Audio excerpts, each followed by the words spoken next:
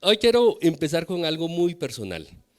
En mi vida he tenido 3 encuentros con la muerte y han sido sumamente dolorosos.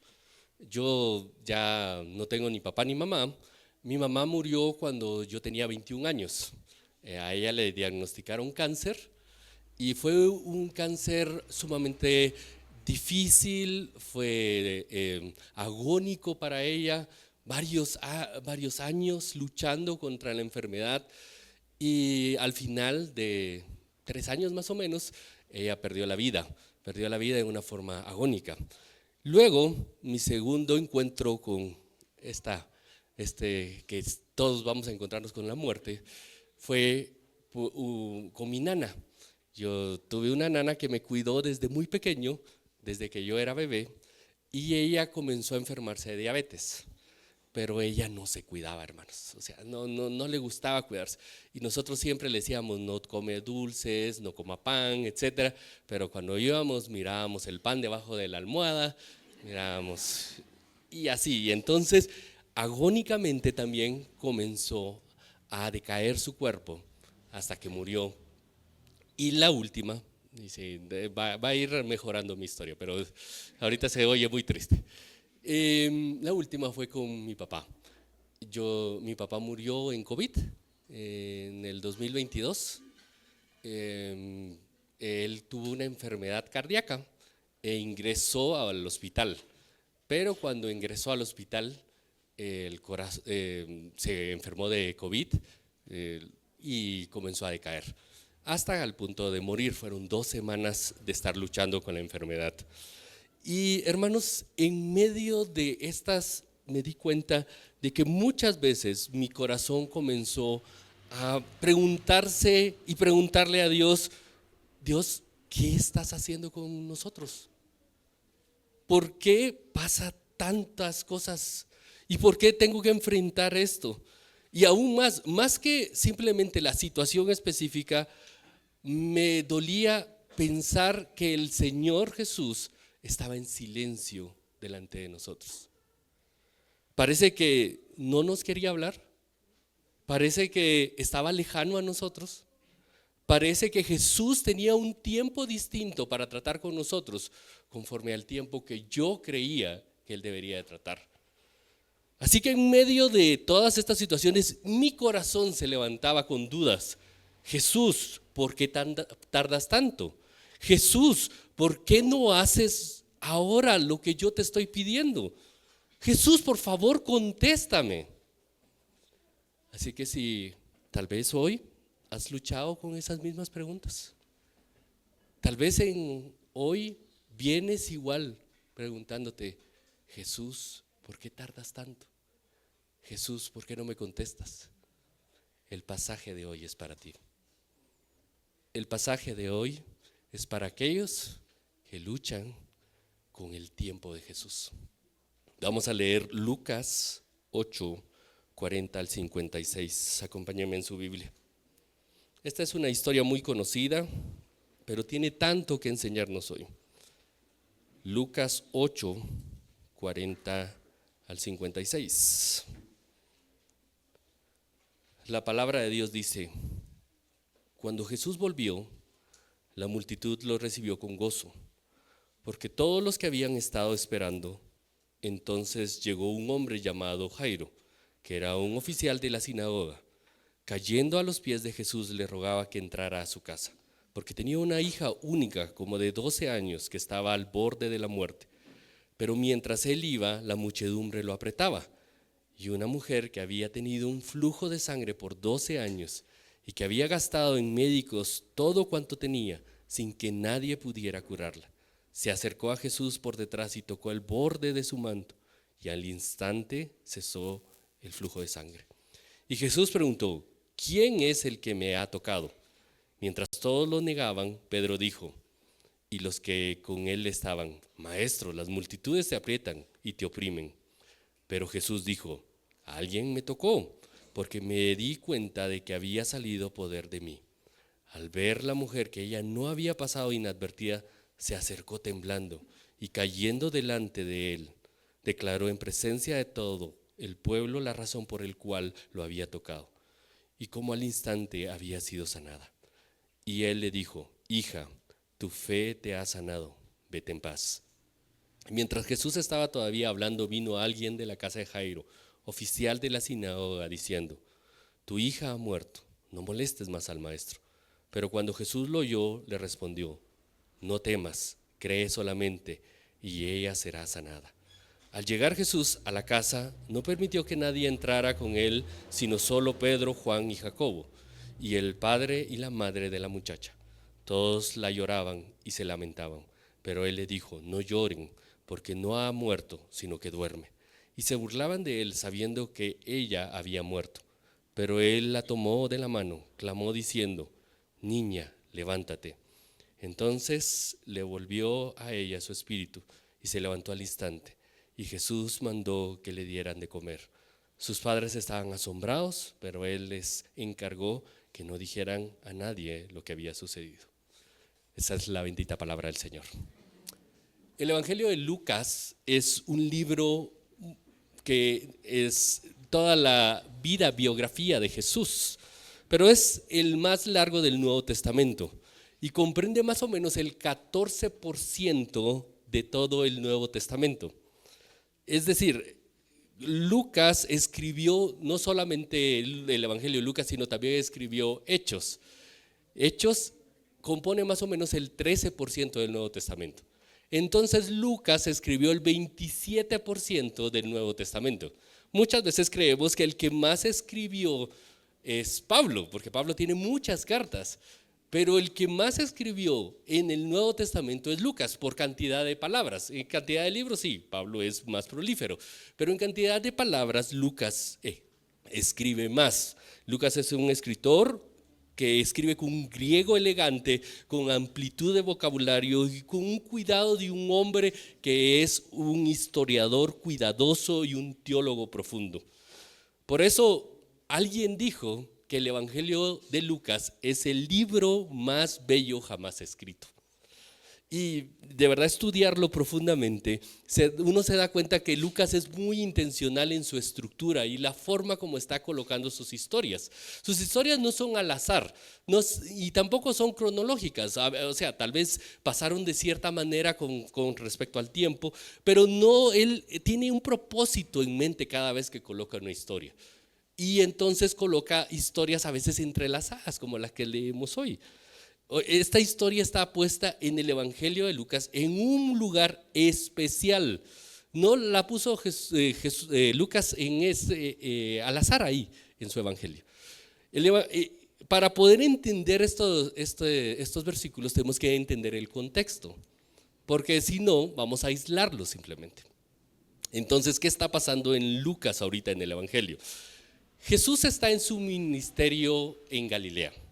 Está en la región de Galilea y está haciendo muchas proezas. Y este es el inicio de su ministerio. Y Jesús acaba, en los versículos anteriores, acaba de liberar a una persona que no tenía esperanza, que había sido encarcelado, podríamos decirlo así, por una legión de demonios. No sé si se recuerdan esa historia. Este hombre estaba ahí en medio de Galilea y una región de demonios había estado con él, encarcelándolo, y Jesús lo libera. Y es bien interesante porque las personas de Galilea que vieron a Jesús hacer este milagro no lo adoran, ni siquiera le piden de que siga haciendo milagros. Lo que hacen es pedirle que se vaya, es sacarlo y decirle: Jesús, por favor, vete porque nos das temor. Entonces Jesús cruza el mar de Galilea y llega a esta escena donde está Jairo. Ahora, Jesús antes de esto ya había tenido problemas con los principales de la sinagoga. Jesús no había sido ajeno, ya habían tenido discusiones. Por lo tanto, que Jairo se acercara a Jesús no era cosa fácil para él. Porque Jairo ya sabía que ellos no mucho les gustaba estar con Jesús. Y por lo tanto Jairo se estaba arriesgando, pero se estaba arriesgando por algo muy específico. Y ahí vamos a ver esta historia en 3 escenas distintas. Y la primera escena que vamos a ver es la paciencia de Jesús. Y lo vamos a empezar con el versículo 41. Entonces llegó un hombre llamado Jairo, que era un oficial de la sinagoga. Cayendo a los pies de Jesús, le rogó que entrara a su casa. Bueno, en medio de la multitud que estaba ahí, Jesús llegó y aparece este hombre Jairo. Ahora, los jefes de la sinagoga solían ser hombres con recursos, personas ricas. Incluso en el texto dice que Jairo tenía sirvientes. Eso no era para cualquier persona. Eso era para personas que tenían recursos. Él era una persona de influencia. En ese tiempo la religión y la política y el gobierno se mezclaban tanto que el tener un puesto en la sinagoga también era un puesto político. La gente les debía favores, por así decirlo. Entonces Jairo era alguien influyente dentro de la ciudad, un alto cargo en la sociedad, con dinero suficiente, con influencias. Él podía hacer lo que quisiera ahí en Galilea. Pero Jairo, aunque había adquirido muchas cosas como esas, él no podía comprar una hora más de la vida de su hija. No podía hacer nada más por su hija. Y aunque él sabía de todos los conflictos que había tenido con la sinagoga, con Jesús, él corre un grandísimo riesgo y dice: voy a ir con Jesús y le voy a pedir. La urgencia de Jairo es obvia, dice el texto, porque tenía una hija como de 12 años que estaba al borde de la muerte. No dice que estaba enferma hace mucho tiempo, dice que estaba al borde de la muerte. Así que esta era una emergencia médica. Jairo llega a Jesús como aquel que llega con un paramédico y le dice: por favor, ayúdame, tengo a mi hija a punto de morir, ayúdame. Y seguramente él creía que Jesús iba a reaccionar como un paramédico, como un médico que va. Y Jesús le escucha y camina hacia allá. Tal vez podríamos decir que enciende las sirenas y comienza a caminar hacia la casa de Jairo. Pero en un momento se detiene. Y esto es raro porque se detiene en medio de una emergencia médica. Apaga las luces de la sirena, pone el freno de mano, apaga la ambulancia, se baja y atiende a una mujer. ¿Qué lógica tiene eso? Este hombre, Jairo, debe estar pensando: hey, Jesús, ¿no te dije que estaba al borde de la muerte? Jesús, por favor, apúrate. Mi hija está muriendo. Yo lo único que necesito es que tú vayas a verla. Y es más, Jesús se detiene por una mujer que tiene una enfermedad, ¿qué dice? Crónica, de hace 12 años. ¿Hay algún médico aquí? Sí, hay varios. Hermanos, si alguien tiene una enfermedad crónica y alguien tiene una enfermedad que está al borde de la muerte, ¿a cuál se atiende primero? El que está al borde de la muerte. Lógico. No dejas parado al de la enfermedad crónica por atender, no dejas parado al del que está al borde de la muerte por atender al que está con una enfermedad crónica. O sea, 12 años, un día más, un mes más, no le hace más, o sea, no le va a pasar nada. Pero esta niña está al borde de la muerte. Pero Jesús se detiene. Y Jesús además hace algo sumamente contracultural. Jairo, voy a decir algo así sumamente complejo y teológico, es hombre. Y la mujer al borde con flujo de sangre era mujer. En ese tiempo no se priorizaba a hombres por mujeres. Perdón, al contrario, mujeres por hombres. En ese tiempo se atendía primero a los hombres y luego a las mujeres. Pero además Jairo era líder de la sinagoga y esta mujer era una mujer marginada. Dice que había gastado todo su dinero por tratar de sanar. Este hombre era un hombre rico, ella no tenía ya nada. Pero si se dan cuenta, Jesús entonces invierte las prioridades. Deja al hombre influyente esperando para atender a la mujer olvidada. Y es que Jesús no es genérico con el trato. Le brinda a cada corazón exactamente lo que necesita. Para nosotros muchas veces la lógica de Jesús no tiene sentido. Dices, Jesús, atiéndeme, mi necesidad necesita una respuesta hoy. Y probablemente te deje esperando. Pero probablemente a la persona que lleva mucho tiempo rogando, Dios la va a atender. Porque Jesús no es genérico con el corazón. Jesús conoce cada corazón particularmente y no va a ofrecer una solución inmediata o fácil, sino Jesús está tratando con el corazón mientras está tratando con la situación. Jesús está amando a ambos, aunque para Jairo no precisamente se siente como amor. Y si se dan cuenta, cuando al final ya deja de atender a la mujer, llega y le dice la noticia a Jairo. ¿Qué le dicen? Tu hija ha muerto. Imagínense lo que Jairo estaba pensando. Jesús, si tan solo te hubieras apurado. Jesús, si tan solo hubieras hecho caso, mi hija estuviera viva. Jesús, ¿por qué no te apresuraste?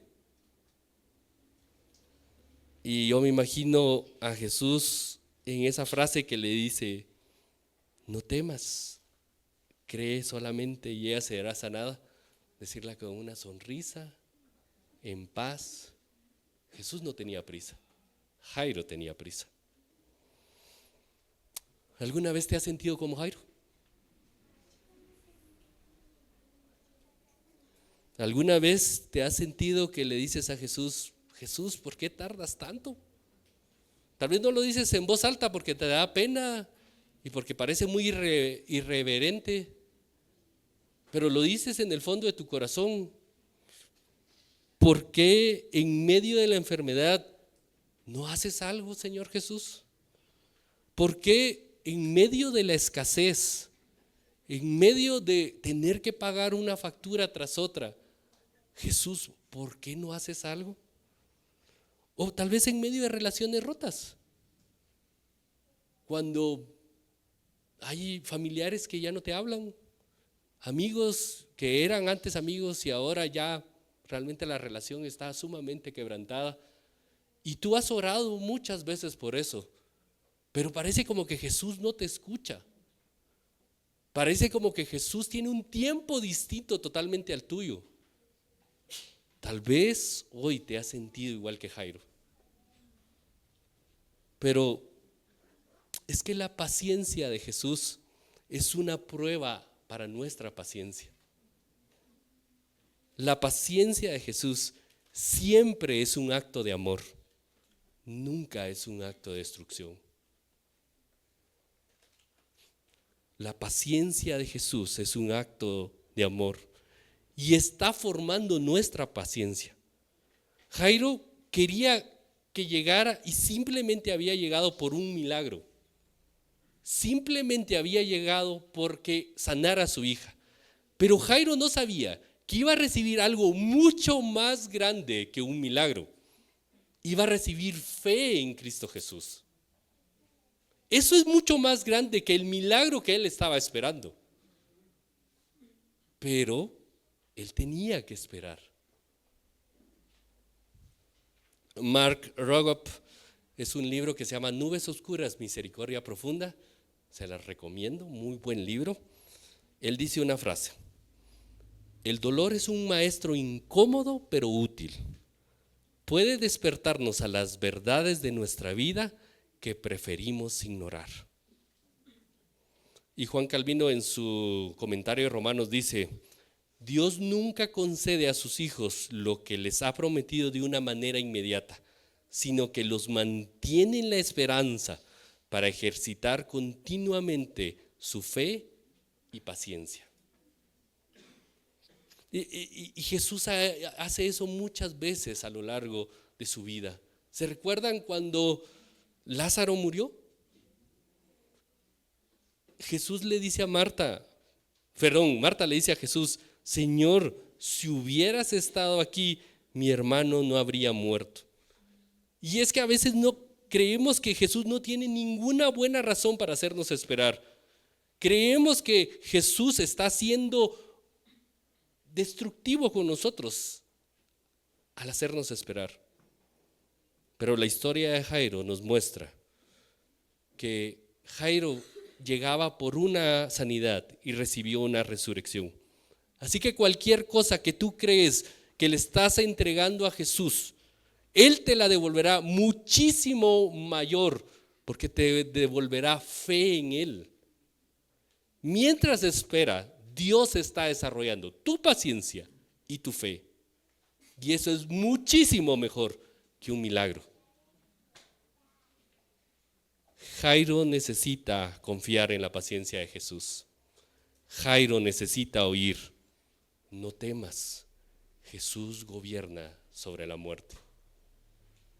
Y esa es la idea que me gustaría que hoy estuviéramos recibiendo. Quisiera convencerte de eso. No temas, Jesús gobierna sobre la muerte. Ahora vamos a continuar con la historia, la escena 2. A esta le he titulado Una nueva identidad. El versículo 43 dice: y una mujer que había tenido un flujo de sangre por 12 años y que había gastado en médico todo cuanto tenía sin que nadie pudiera curarla. En medio de la urgencia de Jairo aparece esta interrupción inesperada, una mujer enferma que se acerca a Jesús. Y aquí notamos un detalle. La hija de Jairo había vivido ¿cuántos años? 12 años, con flujo, tenía 12 años, la hija de Jairo tenía 12 años. Y esta mujer había muerto lentamente por 12 años. Lucas está colocando muy intencionalmente a las 12 enfrente. Una que había despegado, había crecido, seguía desarrollándose, mientras que esta pobre mujer se consumía gastando todo lo que tenía, día tras día, sin alivio. Pero su sufrimiento no era físico únicamente, también era social y espiritual. Según la ley, su enfermedad la hacía ritualmente impura. Nadie podía tocarla. Y además los fariseos habían multiplicado esa situación por mucho. Entonces ellos habían extendido reglas para que toda mujer que había tenido una enfermedad como esa fuera enajenada de la sociedad. Ella era una marginada que había gastado todo su dinero, que no tenía solución, que había estado con la lucha de poder algún día poder sanar. Así que esta mujer no estaba en una situación fácil. Además, las enfermedades en esa época se tomaban como castigos de Dios. Entonces, tener una enfermedad crónica muy probablemente le hacían pensar que ella estaba en pecado, estaba sufriendo de algo que sus papás habían hecho. Una mujer marginada, sin recursos, que a nadie le importaba, y ella lo sabía claramente. Y si se dan cuenta en el texto, ella quería llegar con Jesús, tocar y correr. Ella quería simplemente tocar y salir corriendo, que nadie la viera. Se había hecho la idea de que si tocaba el borde del manto, no sé si eso era, Lucas lo coloca ahí, ella iba a ser sanada. No sé si fue superstición, no lo dice el texto, pero lo que sí se ve es que ella no quería salir a la luz. Ella quería pasar desapercibida en medio de todo eso. Pero Jesús no lo iba a permitir. Jesús no lo iba a permitir. Porque Jesús también le iba a dar algo mucho más grande que simplemente alivio físico.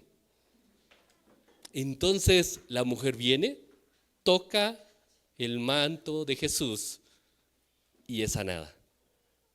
Y Jesús muy bien podría haber hecho, bueno, sí, salió poder de mí, vamos, sigamos adelante.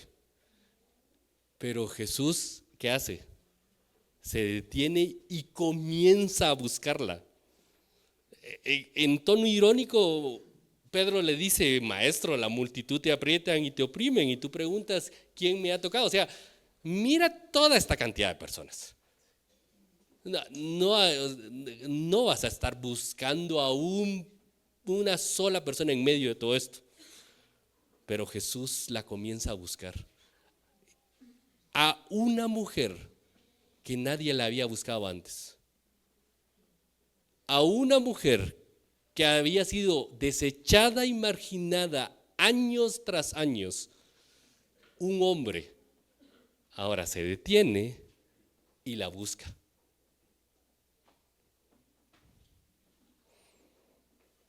Y ella ya, viendo que no podía pasar desapercibida, se acerca a él y cae delante de sus pies. Y dice el texto: al ver la mujer que ella no había pasado inadvertida, se acercó temblando y cayendo delante de él, declaró en presencia de todo el pueblo la razón por la cual lo había tocado y cómo al instante había sido sanada. Pero Jesús en ese momento hace algo muy interesante. El relato dice que Jesús le habla y le dice: hija, tu fe te ha sanado, vete en paz. ¿Se dan cuenta lo que está haciendo Jesús?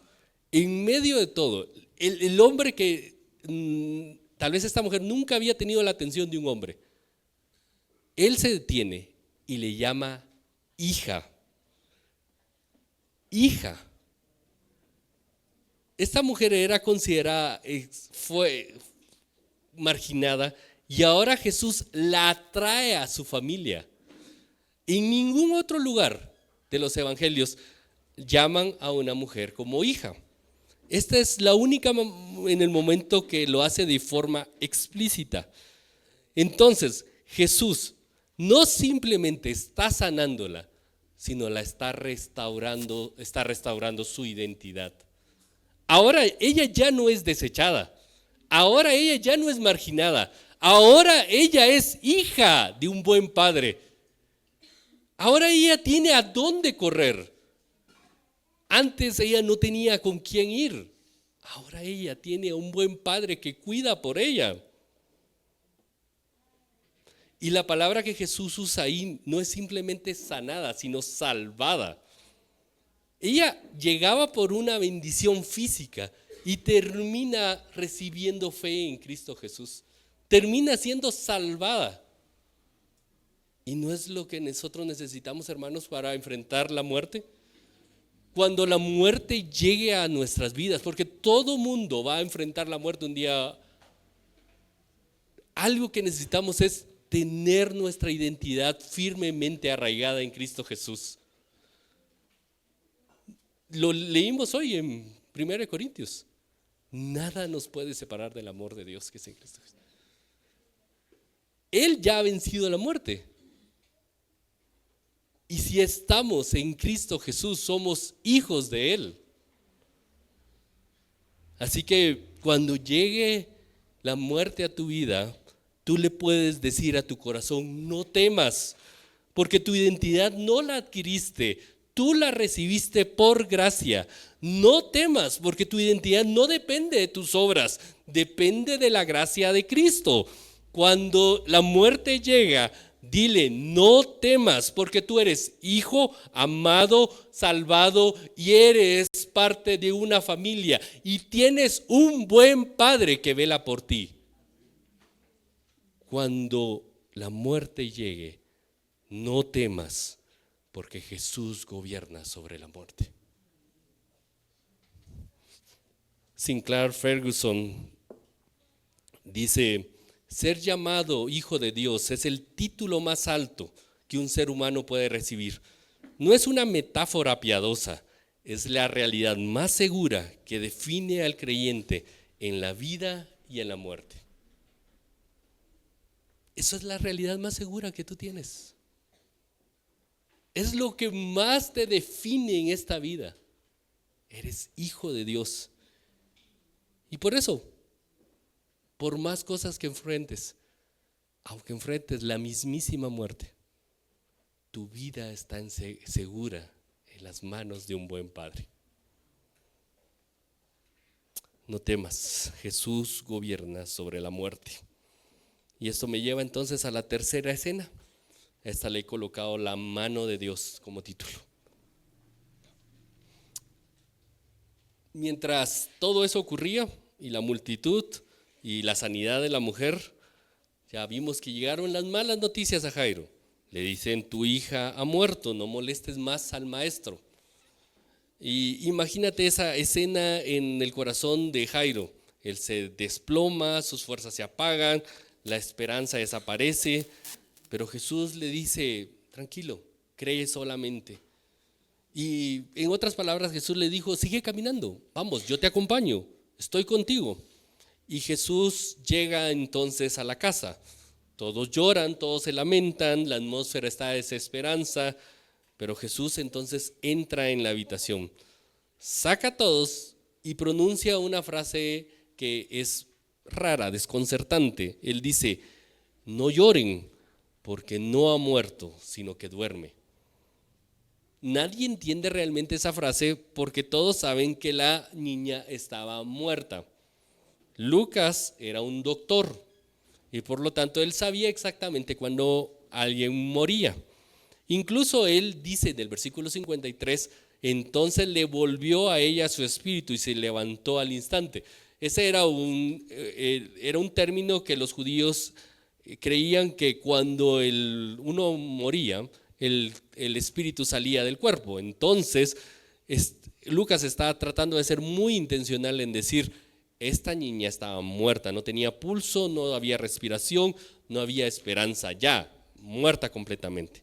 Pero entonces, ¿por qué Jesús dice que no estaba muerta, sino que duerme? Parece extraño. Bueno, los siguientes versículos le dan sentido a esto. En el versículo 54 dice: pero él, tomándolo de la mano, clamó diciendo: niña, levántate. Imagínense esa escena. Jesús está llegando a la casa, se sienta en la cama, toma la mano de esta niña y le habla como un padre amoroso, que despierta a su niña en la mañana. Esta frase, niña, levántate, son palabras en el original muy amorosas, muy tiernas, muy paternales. Jesús le está diciendo algo como: hey, mi amor, ya es hora de levantarte. Hey, mi amor, ya es de mañana, levántate. Pero se oye tan paternal esto, pero ¿contra quién está enfrentando Jesús ahorita? Con la mismísima muerte. En los versículos anteriores Jesús había enfrentado a una legión de demonios, o había enfrentado una tormenta embravecida y la creación, pero en este momento Jesús está enfrentando a la fuerza más formidable, inexorable e implacable que toda la raza humana ha enfrentado jamás: la muerte. Jesús se enfrenta a un terrible enemigo que nadie ha vencido. Y Jesús no hace un rito grande, complicado. Jesús no comienza a hablar palabras elaboradas. Jesús se sienta en la cama, toma la mano de la niña y le dice simplemente: mi amor, levántate. Tim Keller, hablando de esta escena, dice lo siguiente: pero Jesús toma la mano de la niña y con unas simples palabras derrota la muerte. Esa es su manera de decir: si te tengo de la mano, si me conoces por la fe en la gracia, nada puede hacerte daño, incluso la misma muerte. Cuando llegue a ti será como despertar de un buen sueño nocturno. Si te tengo de mi mano, incluso la muerte, cuando caiga sobre ti, solo hará que seas algo mayor. Nada puede hacerte daño. Ten paz. Y esta es la clave. La niña no podía aferrarse realmente a Jesús. ¿Cómo estaba? Es obvio. ¿Cómo estaba la niña? Muerta, ¿verdad? No había forma de que la niña dijera: bueno, ahora sí, con Jesús me voy a aferrar de la mano y Él me va a sacar de la muerte. ¿Quién tiene la fuerza para sacar a la niña de la muerte? ¿Quién toma de la mano a la niña para sacarla de la muerte? Jesús. La mano de Jesús es la única que te puede sostener en medio de cualquier situación, incluso de la misma muerte. Por eso Pablo dice con seguridad en Romanos: ¿quién nos separará del amor de Cristo? ¿Tribulación o angustia o persecución o hambre o desnudez o peligro o espada? Tal como está escrito: por causa tuya somos como puestos a muerte todo el día. Somos considerados como ovejas para el matadero. Pero todas estas cosas somos más que vencedores por medio de aquel que nos amó. Porque estoy convencido, oigan, de que ni la muerte, ni la vida, ni los ángeles, ni principados, ni lo presente, ni lo porvenir, ni los poderes, ni lo alto, ni lo profundo, ni ninguna otra cosa creada nos podrá separar del amor de Dios que es en Cristo Jesús, Señor nuestro.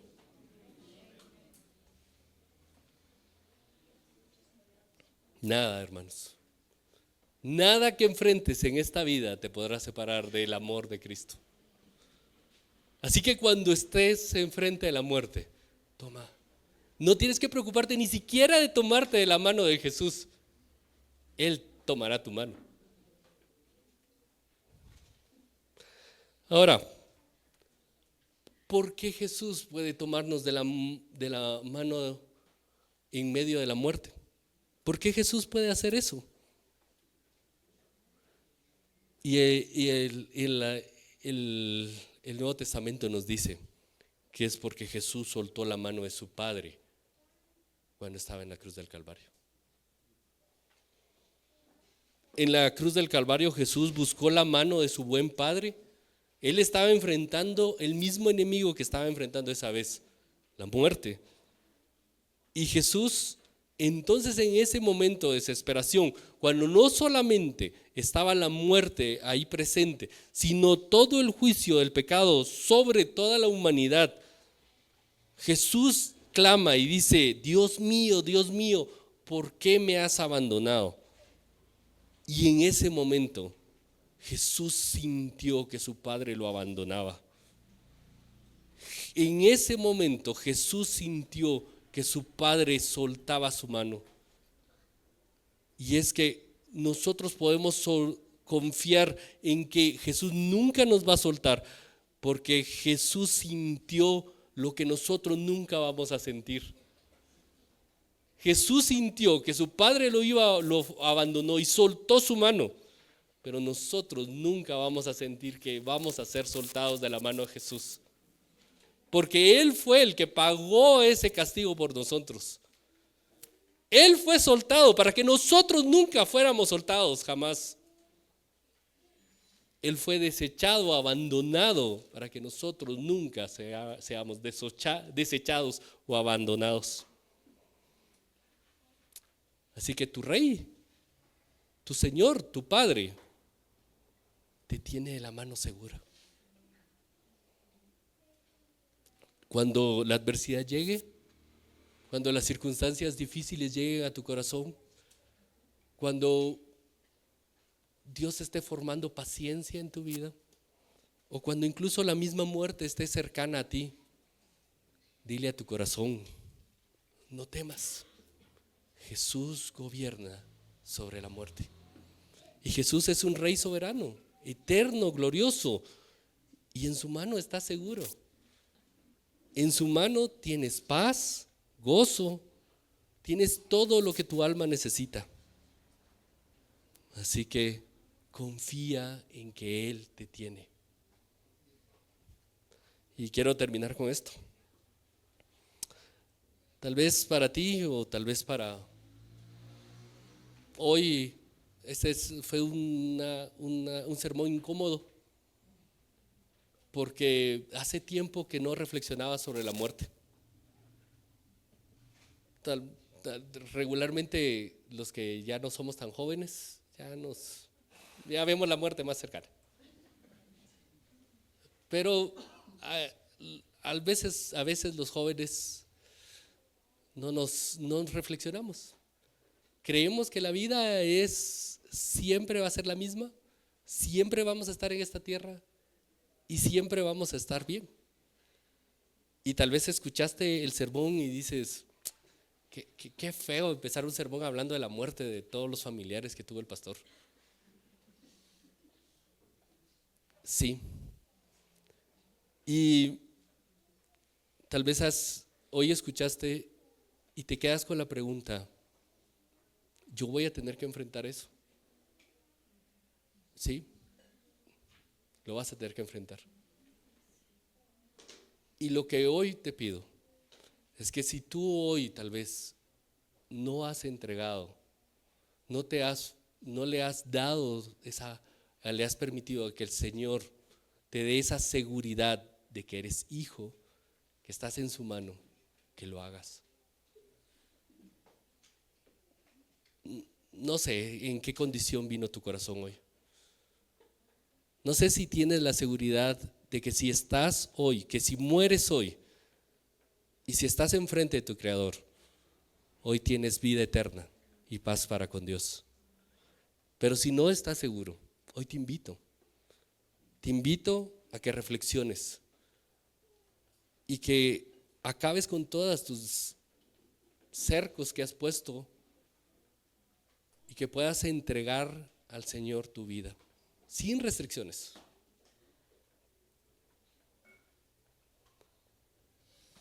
No sé si hoy el Señor te ha hablado y simplemente quieres hablar de esto más, acércate a alguno de los pastores de aquí o conmigo, podemos platicar, podemos conversar un poquito. Jesús está para que hoy tengas seguridad en que nada nos podrá separar de su amor.